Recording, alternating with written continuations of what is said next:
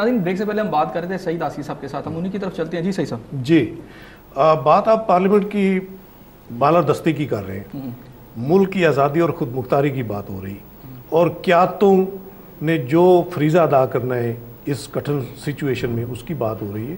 تو اس میں ہمیں جو ہے قوم کو سوائے مایوسی کے, سوائے اندھیروں کے اور کچھ. اچھا صحیح صاحب, آپ بڑے سینئر جرنلسٹ ہیں, مجھے یہ بتائیے گا میاں نواز شریف صاحب کیوں نہیں اس وقت, مطلب یہ موقع بھی ہے, گورنمنٹ نہیں مان رہی, اور یہ بظاہر ایسے نظر آ رہا ہے کہ پارلیمنٹ قوم سب کی امنگوں کے خلاف جو حکمران طبقہ ہے, جس میں پریزیڈنٹ اور پرائم منسٹر جن کے who are at the helm of affair, جن کے پاس اختیارات ہیں, وہ پارلیمنٹ کچھ کہتی ہے, قوم کچھ کہتی ہے, وہ ان تمام مفادات کے خلاف اقدامات اٹھا رہے ہیں. اگر وہ اتنے ہی غلط ہیں تو موقع ہے پارلیمنٹ کے خلاف انہیں ریپلیس کر دیں.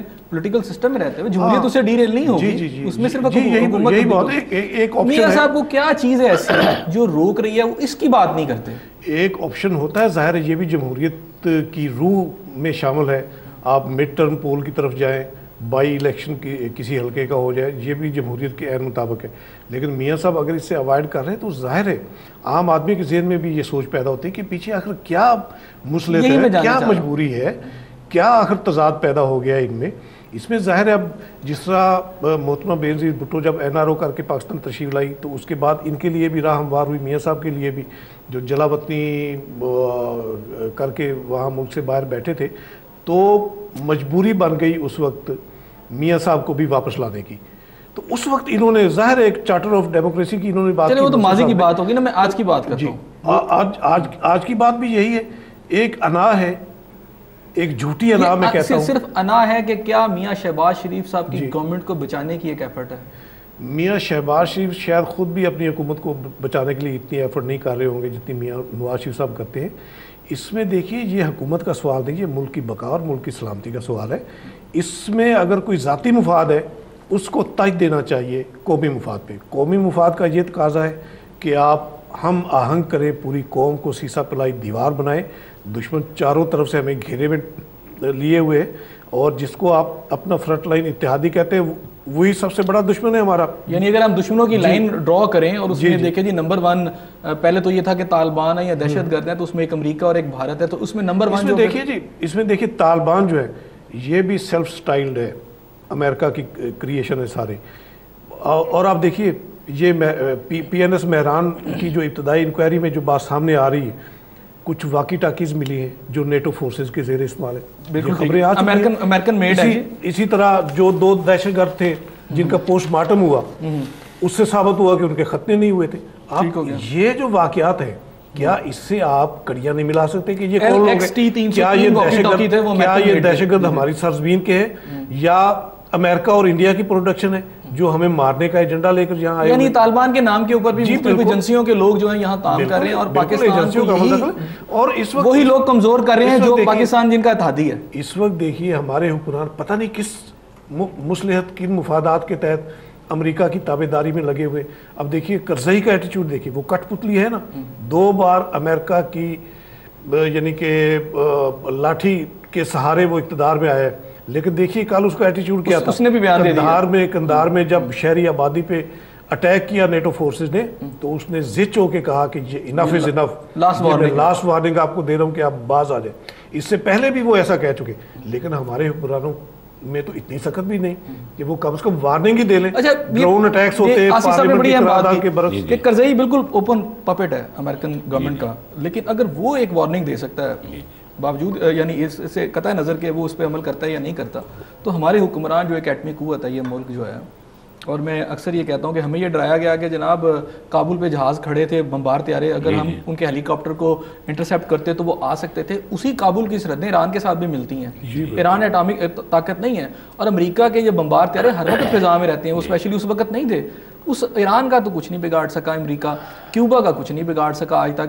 ویتنام کی مثال ہمارے سامنے ہے, وہ قومیں جو بہت سارے لوگ کہتے ہیں جی ملک جو ہے گراؤنڈ ریالٹیز یہ ہے کہ غیرت اور اہمیت کے جو نعرے ہیں ان پہ نہیں چلتے, ریالٹیز پہ چلتے ہیں. تو یہ جو ویتنام جو بچا تھا, ویتنام تو چلا ہی قومی غیرت اور اس کے اوپر تھا, بچا تھا, اس کے پاس کچھ بھی نہیں تھا. امریکہ کے خلاف انہوں نے جنگ کر کے اپنی آزادی کو قائم رکھا ہے. تو پاکستان کے اندر کیا مسائل ہیں, پاکستان کیوں نہیں کر رہا؟ پاکستان کی قیادت مسائل ہے, ہمارے سپہ سالار مسائل ہے جو ہمیشہ سے وہ جو امریکن کھاوے ٹاوے ہیں گرانٹ کی صورت میں ان کو وہ چھوڑنے کو تیار نہیں. یعنی امریکن ٹف لائف ان کو نہیں چاہیے. پبلک تو ٹف اپنی زندگی گزار ہی ٹھیک ہو گیا. مجھے منصور صاحب یہ بات بتائیے گا یہاں پر پھر اس کا مطلب یہ ہے کہ اس وقت تو ملک میں جمہوری نظام ہے نا جی, تو رول یا تو حکومت کو کرنا ہے یا اپوزیشن کو کرنا ہے. اگر دونوں پلے نہیں کر رہے تو پھر اس کا مطلب یہ ہے کہ عمران خان پھر صحیح بات کرتے ہیں, تیسری قیادت وہ ہے. نہیں جی, تیسری قیادت میں تو انہیں نہیں اس لیے کہتا کہ مجھے وہ کہیں پہ وہ ٹی وی پہ نظر آتے ہیں, نیچے پبلک میں نظر نہیں آتے, میڈیا پہ نظر آتے ہیں. میڈیا کے حوالے سے وہ کافی اچھی گفتگو بھی کر لیتے ہیں. میں اگر ایک پارٹی کا پابند نہ ہوں اپنے منصور صاحب روڈ پہ وہی نظر آ رہے ہیں, کراچی میں انہوں نے کیا, پشاور میں انہوں نے کیا, کیا کیا سر, وہاں پہ دھرنے دیے ہیں. وہاں پہ جب میران پہ اٹیک ہوا اس وقت وہ وہاں پہ دھرنا دیے بیٹھے تھے. بلکہ جو قیادت جو نظر آتی ہے ٹی وی پہ وہ تو یا تو نون لیگ کی لگتی ہے یا پیپلز پارٹی کی نظر آتی ہے. سڑک پہ یہ لوگ نظر نہیں آ رہے. نہیں, سڑک پہ وہ عمران خان صاحب جو ہیں وہ نثار علی صاحب نے قومی اسمبلی میں بھی کہا تھا کہ کوئی ایک وہ ہماری خفیہ ایجنسیاں انہیں پروجیکٹ کر رہی ہیں, وہ انہیں وہ دیتی ہیں کہ آپ یہ کریں. اچھا, جو قوم کے مفاد کے لیے لڑتا ہے وہ ایجنسیوں کا پیروکار ہے. نہیں, یہ پہلے آ جائے. قوم کے مفاد کے لیے نون لیگ بھی لڑ رہی ہے اور سب سے کہاں پہ لڑ رہی ہے؟ اسمبلی میں لڑتی ہے. وہ جو ریزولیشن پاس ہوا ہے اس کا تو جو حال ہوا سب کے سامنے. نہیں, جو بھی حال ہو, مگر وہ ریزولیشن نون لیگ نے لکھوایا اور اتنا جو لیٹ وہ ہو گیا تھا اجلاس, اس میں بعض لفظ وہ نہیں ڈالنا چاہتے تھے, مگر پھر بھی چوہے نثار صاحب نے وہ ڈلوائے اور پھر ریزولیشن پاس ہوا.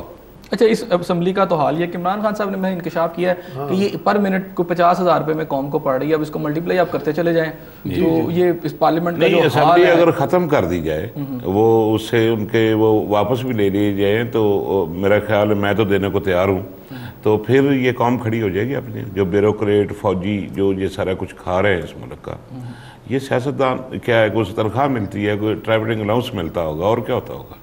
اور سیاستدان کچھ نہیں کر رہے. نہیں, سیاستدان زرداری کرتا ہوگا, اوپر والا کرتا ہوگا, ہم تو کچھ نہیں کر رہے. نیچے والے یعنی 350 جو کرپشن کی اتنی بڑی کہانیاں نکلی, وہ کچھ نہیں سیاستدان. نہیں جی نہیں, وہ ایک 15-20 کی ٹیم ہوگی جو کر رہی, باقی کوئی عام احمد نے کوئی کچھ نہیں کر رہا, اور نہ کوئی کسی کے علم میں کوئی بات ہے. جو بااختیار لوگ ہیں وہ کرتے ہیں. یہاں وزیر اعلیٰ پنجاب نے جو فوج ظفر رکھی ہوئی ہے سیکیورٹی کے نام پر ان سب چیزوں کے اوپر, اور جس طرح کے سارے ارد گرد لوگ ہیں, یہاں پہ نہیں خرچہ ہو رہا. یہ دیکھیں, وزیر اعلیٰ کی حفاظت کی جاتی ہے, شہباز شریف کی حفاظت نہیں کی جاتی. ٹھیک ہو گیا. آصف صاحب, یہ ساری صورتحال آپ کے سامنے ہے, پارلیمنٹیرینز کیا ڈیلیور کر سکیں گے اس میں؟ دیکھیے جی, انہوں نے منصور صاحب نے فرمایا کہ یعنی کہ چند لوگ ہیں سیاستدانوں میں جو کرپٹ ہوں گے. میں یہ کہتا ہوں کہ یہ دلیل جو ہے, یہ منطق جو ہے, یہ عوام کے دل کو نہیں لگتی. اب دیکھیے, حالانکہ NRO کے بعد قرضہ معاف کرانے والی جو لسٹ آ چکی ہے, بہت سارے لمبی لسٹ ہے. میں اس کر رہا ہوں, کرپشن 1 پیسے کی ہو, 10 روپے کی ہو, کروڑ روپے کی ہو, ارب روپے کی ہو,